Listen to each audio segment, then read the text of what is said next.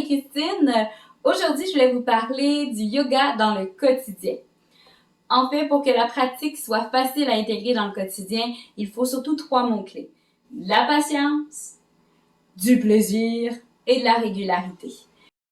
Si vous n'avez pas de plaisir à intégrer le yoga dans votre quotidien, ben vous n'aurez pas envie de le faire, tout simplement. Donc, faut que ce soit, je veux pas dire facile, mais un petit peu. Donc, il faut que ce soit réaliste avec votre horaire. Donc, c'est sûr qu'au début, quand on commence, on se dit « Ah, je vais faire 1 heure de yoga tous les matins. Je vais me lever à 5 heures pour pouvoir faire ma pratique avant que les enfants soient debout. Ah, je vais faire ça aussi 1 heure le soir avant de dormir, ça va me faire du bien. » Ben, dans le quotidien de beaucoup de personnes, 1 à 2 heures de yoga par jour, c'est pas réaliste. En fait, on aimerait ça.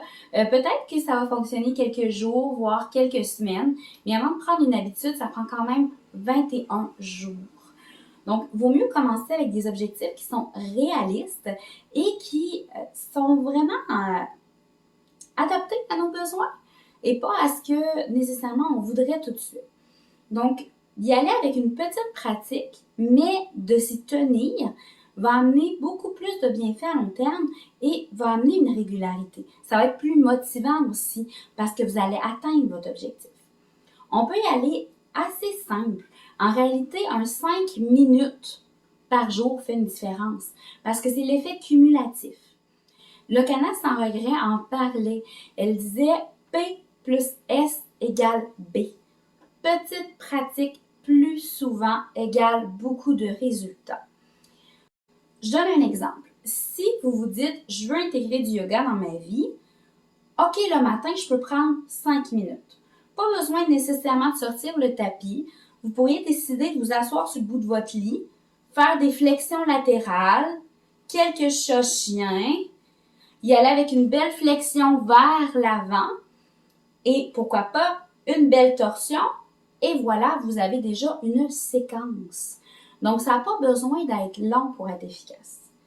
Si on continue dans la même journée, vous avez fait un 5 minutes au réveil, sur l'heure du midi, vous avez un 60 minutes de pause et vous décidez d'en prendre un 5 minutes pour vous. Encore là, on peut y aller, on va debout cette fois-ci, on s'enracine comme il faut dans la posture de la montagne. On peut faire l'arbre aussi au niveau de l'équilibre.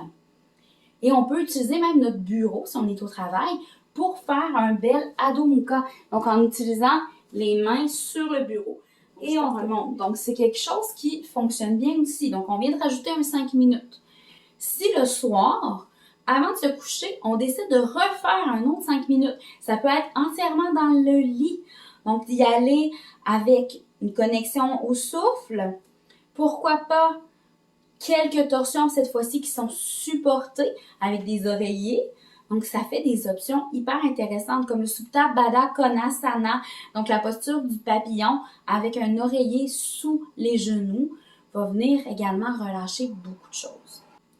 Donc, l'air de rien, si on a fait ces 3 séances de 5 minutes-là, on a un 15 minutes de yoga qui a été fait. Donc, on pourrait commencer comme ça. Et pourquoi pas ajouter un 5 minutes de méditation à un autre moment de la journée. Progressivement, d'ajouter un peu plus de temps. Pour certaines personnes, ça va être un peu plus difficile de pratiquer sans avoir le tapis, sans avoir le matériel. C'est correct aussi. Si vous en avez la chance et l'espace, vous pourriez installer un tapis de yoga qui demeure sur place. C'est pas si gros que ça, un tapis de yoga. Le fait de le voir va vous inciter à y aller. En plus, vous n'avez pas besoin de manipuler des choses, donc c'est facile. On fait un pas, on s'installe sur le tapis, on fait une petite pratique et voilà, on recommence notre journée. Donc, ce sont tous des petits conseils qui peuvent nous aider à intégrer. Même principe, je vais en parler dans les prochaines semaines. On peut faire du yoga un peu partout, autant au travail, à l'auto, dans la cuisine. Et il suffit seulement d'y penser. Parce que le yoga, ce ne sont pas que les asanas.